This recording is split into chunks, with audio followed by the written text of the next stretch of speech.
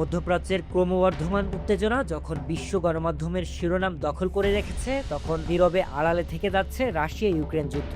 কিন্তু এই আড়াল মানেই থেমে থাকা নয়, বরং বাস্তবতা আরও কঠোর। রাশিয়া ধারাবাহিকভাবে ইউক্রেনের ওপর হামলা চালিয়ে যাচ্ছে, আর প্রতিটি নতুন আঘাতের সাথে বাড়ছে নিহত ও আহতের সংখ্যা। আন্তর্জাতিক মনোযোগ কিছুটা সরে গেলেও যুদ্ধক্ষেত্রে প্রতিনিয়ত জমা হচ্ছে নতুন ধ্বংসের চিহ্ন।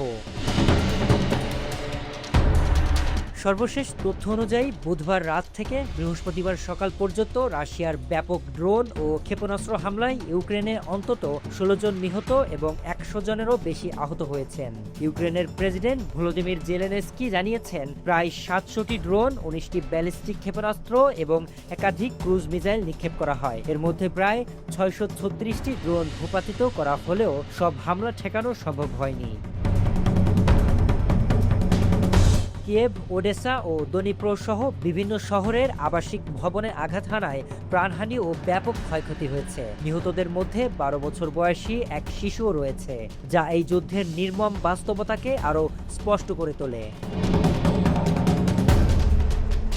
গত এক মাসের চিত্র বিশ্লেষণ করলে দেখা যায়, যুদ্ধে হামলা ও প্রাণহানির ঘটনা উল্লেখযোগ্যভাবে বেড়েছে। জাতিসংঘের তথ্যমতে শুধু মার্চ মাসেই রুশ হামলায় অন্তত ২১১ জন বেসামরিক নিহত এবং প্রায় ১২০৬ জন আহত হয়েছেন, যা আগের তুলনায় প্রায় ৪৯% বেশি। যেখানে মস্কো ব্যাপক ড্রোন ও ক্ষেপণাস্ত্র ব্যবহার করেছে, কিছু ক্ষেত্রে একদিনেই প্রায় ১০০০ ড্রোন ব্যবহার করার তথ্য বিভিন্ন গণমাধ্যমে উঠে এসেছে।